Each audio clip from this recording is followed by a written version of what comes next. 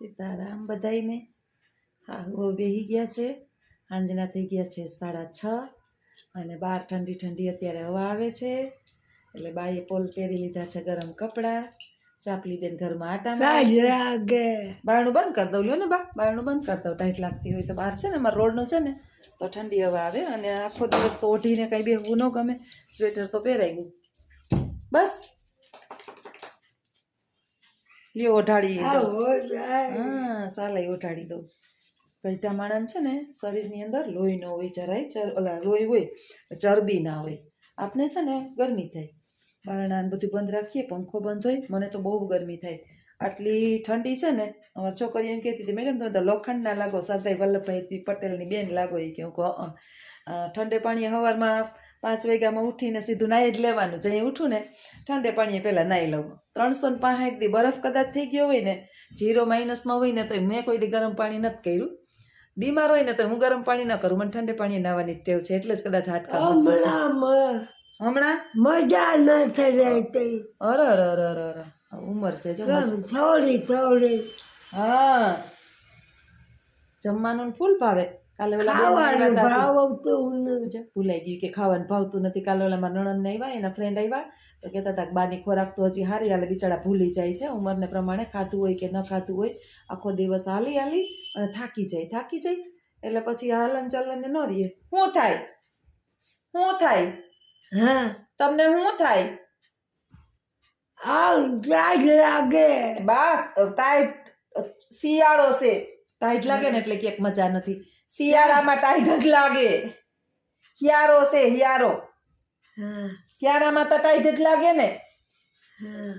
એને નથી કાંઈ છે. હવે છે ને 60 વર્ષ થઈ જાય ને એટલે સ્વાર્થ વિનાનું જીવન હોય.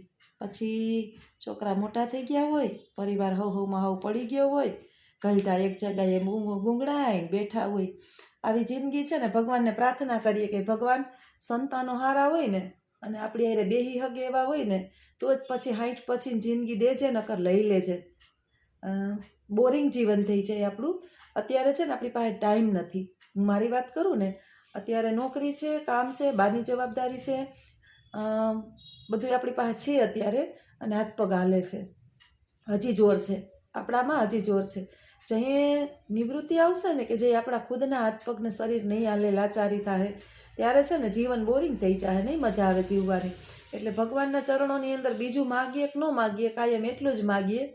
હું બાને જોઉં ને એટલે મને એમ થાય કે પછી આને કાંઈ છે, હોવું ઉઠવું, ખાલી એમના માટા મારવા, બિચારાને હાલી હગે તે સારું છે. હાલી ન હકતા હોય ને તો એ નકામું બધું. કાંઈ છે ને જીવનની અંદર સ્વાર્થ વિનાનું હું છે હું નહીં, બહારની દુનિયા કેવી છે, બહાર લોકો કેવા આનંદ મોજ મજા કરે, કાંઈ એટલે કાંઈ છે. તમે થાળીમાં જી દ્યો ને, ભાવે તોય ખાહે ને નહીં ભાવે તોય ખાહે. એ એમેય નહીં કહી શકે કે આ સારું નથી બન્યું, આ આવું બન્યું, મારે આજે આ ખાવું, મારે આજે આ ખાવું. મા બાપના સંતાનો હારા હશે ને તો હારો કોળિયો ખવડાવશે કે ના ખવડાવીએ આપણા મા બાપને. નહીંતર ઓલા થાળીમાં કૂતરાને દે ને એમ ઘા કરી અને દેહે. એક દિવસ આપણો આવો જ આવશે અને વૃદ્ધાવસ્થા તો કોઈને છોડતી નથી. કૂપણો છે ને, કૂપણો વૃક્ષની ઉપર નવી જે વસંત ઋતુની અંદર ખીલી ઉઠી હતી, વસંત ઋતુ એટલે કૂપણો વૃક્ષ ઉપર આવી હતી, સુંદર મજાની ખિલખિલાટ કરતી હતી. એ ખિલખિલાટ કરતી હતી પાનખર ઋતુના પાંદડાને જોઈને. પાંદડાનો ખડખડ અવાજ, બિચારા વૃદ્ધો આવા જ હોય. પાનખર ઋતુ છે, આ લોકોને પાનખર ઋતુ આવી ગઈ છે અને નાના બાળકો છે ને એ વસંત છે. તો આ બાળકો વસંત ઋતુની અંદર ભલે પોતે વસંતમાં જીવે પણ પાનખર ઋતુ નહીં, એની ઉપર હાંસી મજાક કે એનું ધ્યાન ન રાખીએ, એવું ન કરવું જોઈએ. એટલે પાનખર ઋતુએ પાંદડાએ જવાબ આપ્યો કે ધીરા બાપડિયા ધીરા, વીતી તમ વીતશે. વૃદ્ધાવસ્થા બધાઈને આવવાની છે, ઘોડે ચડીને આવવાની છે. એક સરસ મજાનું મેં શોર્ટ વિડીયાની અંદર એક નાનકડી પંક્તિ મેં કીધી કે એવા નહોતા જોતા ગઢપણિયા ગઢપણ કેણે મોકલિયા. સાંભળજો, નાના વિડીયોની અંદર છે, ક્યારેક મારો અવાજ આખો નીકળશે ને ત્યારે હું આ ગઢપણનું આખું તમને ગીત મોકલીશ અને પછી સાંભળજો. એની અંદર જે વેદના છે એ કે નાના હતા કુમળા ફૂલ જેવા. મારી ઉંમર અત્યારે 48-49 હમણાં મને બેસે 7મા મહિનાની અંદર. 8/7 મારી જન્મ તારીખ છે. 8મા મહિના 8 તારીખે 7મા મહિનામાં મને 49મું બેસે. અત્યારે હું આવી છું તો કુમળું ફૂલ હઈશું ત્યારે કેવી હઈશું, જુવાનીમાં હું કેવી હઈશું. આને હું પકડી રાખું કે મારી જુવાની બગડી ગઈ, બાલ્યાવસ્થા બગડી ગઈ, વૃદ્ધાવસ્થા, બધાયની આ હાલત થવાની છે. કદાચ તમે રૂપિયાવાળા હોય ને પ્લાસ્ટિક સર્જરી કરાવીને થોડાક જુવાન થવાના હીરો હિરોઈનની જેમ પ્રયત્ન કરો, છતાંય વૃદ્ધાવસ્થા તો આવવાની જ છે એક દિવસ. ભગવાન જે છે ને આપણી સાથે સ્ટેચ્યુની રમત રમે છે. એક દિવસ ભગવાન પણ આપણે સ્ટેચ્યુ કહી દે છે, કારણ કે ભગવાન પાણીને જ્યારે સ્ટેચ્યુ કહે ને ત્યારે પાણી જે છે ને એ બરફ બની જાય. વૃક્ષને સ્ટેચ્યુ કહે ને ત્યારે વૃક્ષ જે છે ને એ ટેબલ ખુરશી આવું બધું બની જાય. ઘણું બધું આપણે જ્યારે સ્ટેચ્યુ કહે ત્યારે આપણે સ્થિર બની જાઉં અને એક જગ્યાએ હલનચલન કર્યા વિનાના સૂઈ જાશું. એટલે વૃદ્ધાવસ્થા આવી જ છે, કોઈને છોડવાની નથી. જ્યાં સુધી ભગવાન આપણે મુક્ત રાખ્યા છે, ગો કીધું છે ત્યાં સુધી સારું છે. અને ત્યાં સુધી એનો ઉપકાર માની અને કંઈક એવા કર્મ કરીએ કે જ્યારે કોઈ પણ આપણે કહે ને કે તારો પણ એક દિવસ કર્મ ભોગવવાનો વારો આવશે, આપણને સાપ ન લાગે. આપણે કોઈ એમ કહે ને કે તું તારા કર્મ ભોગવ, ત્યારે આપણે દુઃખ ન થાય, આપણે બીક ન લાગે કે મારે મારા કર્મ ભોગવ. આપણે ઉલટાનો હરખ થવો જોઈએ કે ઈશ્વર સારું, મને મારા કર્મનું ફળ મળી જાય. તો બીક ન લાગવી જોઈએ. અને બીક ક્યારે ન લાગે એ ખબર છે તમને?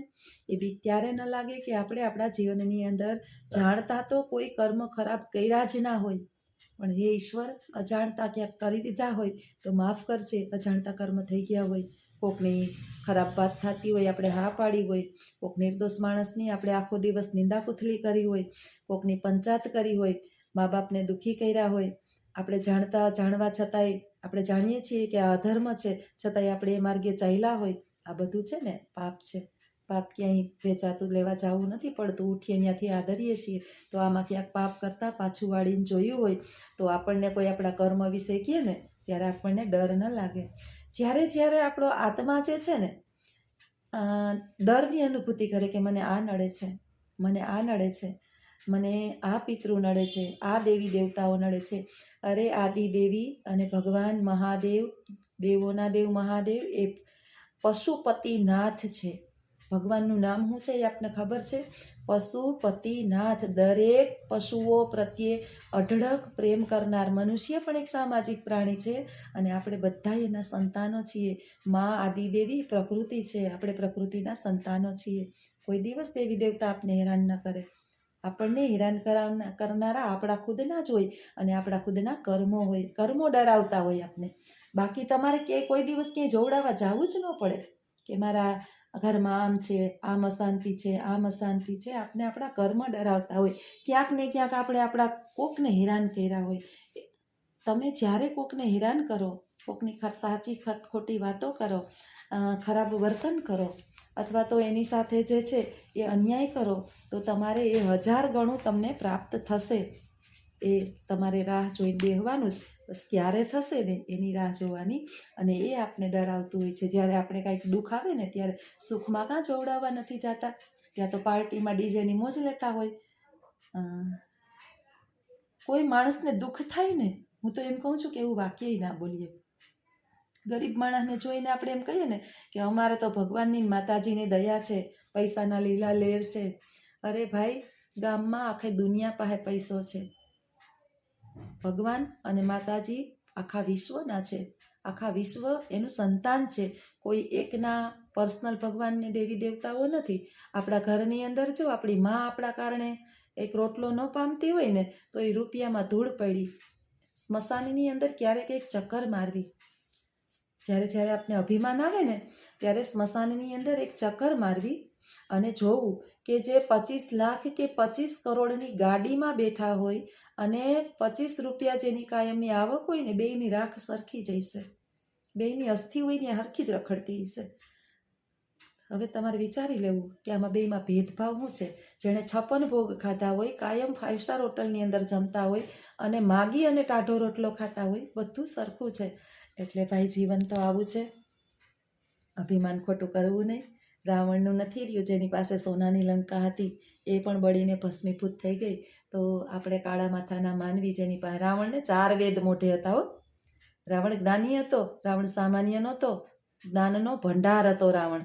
4 વેદ, 6 ઉપવેદ, 18 પુરાણ અને 108 ઉપનિષદ જે છે ને, રાવણ આમ બોલતો, આમ મહાજ્ઞાની હતો. આપણે રાવણને કમ નહીં સમજવાનો, છતાં પણ એને માર્યો એના અહંકારે. એટલે જ્યારે ભગવાન પાસે હાથ જોડો ને ત્યારે તુચ્છ વસ્તુ ન જે તે માગી લેવી, સમજી વિચારીને માગવું કે ભગવાન ધન દે ને તો એવું જ દેજે કે સાથે અભિમાન ના આવે. કોઈક માણસ આપણાથી નબળું છે, નીચું છે, કમજોર છે તો એને અમે હેરાન પરેશાન ન કરીએ, અમારી વાણી અને વર્તનથી પણ એને દુઃખ ન થાય, આવું ભગવાન પાસે માગવું.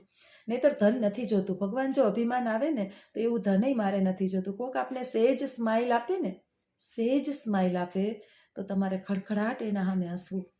કારણ કે આપણી સ્માઇલ જોઈ અને ખડખડાટ હસી જોઈ અને એના ચહેરા પર સ્માઇલ આવે ને તો એ પણ એક પ્રકારનું પુણ્ય છે.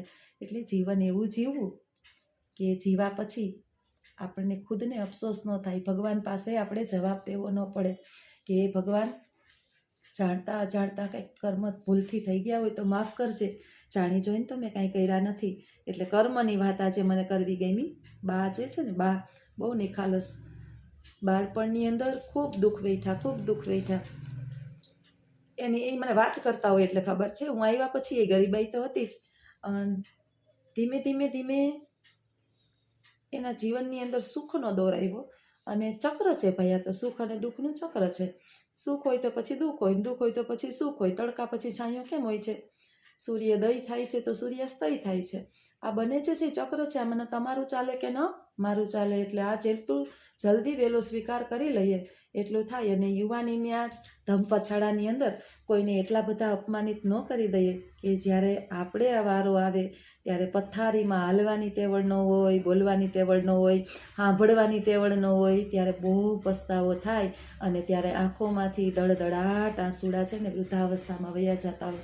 અમારી બાને હું જોઉં ને ત્યારે મને એમ થાય કે દુનિયાની અંદર કાંઈ ન કરીએ કે કરીએ, બસ સારા કર્મ કરીએ.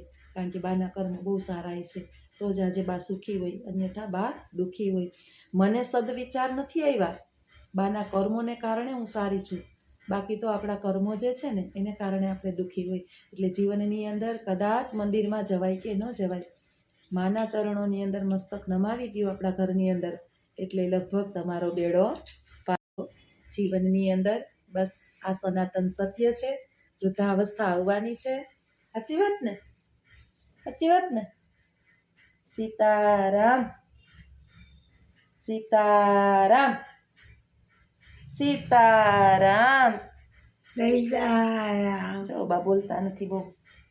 સીતારામ સીતારામ રામ લક્ષ્મણ જાનકી સદા કરો કલ્યાણ,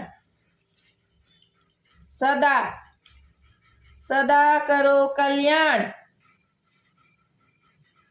एक घड़ी आधी घड़ी में पुण्य, तुलसी बैठा कंठ करे कोटम अपराध, परमार्थ ने कारण चारे दरिया दे, जीवन जो बन राज घणું अविचल न रहे कोई, सो बैठा सत्संगમાં जीवन का फल होय, तुलसी आ संसार में भात के लोग, तोय कई जन्म का पाप तोय न छूटे का हरि भजन का सत्संग, वाजा सौ वागी રહ્યા ભર પાસ ગયા કૈલાસ, નિજ નિજ આશ્રમ પધારે રામચંદ્ર કી જય, પવન સુત હનુમાન કી જય. ભગવાન બા જીવે પાર્વતી પતિ હર હર મહાદેવ હર. જીવ બોલે ને થોડુંક તો મને મજા આવે. હમણાં છે ને ઠંડી લાગે બાને, અને આમે હમણાં બાનો મગજ જરાક છે ને ઓલો થઈ ગયો છે. ઉંમર છે ભાઈ, ઉંમરના પ્રભાવ તો પછી આખી જિંદગી કોઈ બોલે જ થોડું રાખે. અને મગજ થોડો કામ કરે રાખે. સારું છે કે આટલી ઉંમરે એનો કામ કરે છે. આપણે ઘણી વખત કંઈક વસ્તુ મૂકી દીધી હોય, નથી મગજમાં નથી આવતું ક્યાં મુકાઈ ગઈ. ઉંમરના પ્રભાવ છે ભાઈ. તો આવું જીવન છે. જીવનની ચક્ર જે છે એ ફેરે જ રાખે. બાલ્યાવસ્થા, યુવાવસ્થા, પ્રૌઢાવસ્થા, અંતે વૃદ્ધાવસ્થા. આત્મા અમર છે, મરતો નથી. આ શરીર મરે છે. ભગવદ્ ગીતાનો સરસ મજાનો શ્લોક મને યાદ આવે છે કે આત્મા જન્મતો નથી કે મરતો નથી. એ બહુ પુરાણો છે, સનાતન છે, સત્ય છે. માણસના શરીરના હણાવાથી આત્મા ક્યારેય હણાતો નથી. એટલે જન્મથી આપણો આત્મા તો ખૂબ જૂનો છે. ભગવદ્ ગીતા છે ને ખાલી વાંચીને મૂકી દેવાની નથી, સમજવાની છે. અને એ સમજાઈ જાય ને તો જીવનનું સત્ય સમજાઈ જાય. તો જીવન આવું જ છે. મારા બાના અને અમારા વિચારો સાથેના જો વિડીયા તમને ગમતા હોય તો ચોક્કસ વિડીયાને લાઈક કરજો, શેર કરજો, સબસ્ક્રાઈબ કરજો. આવજો. સીતારામ.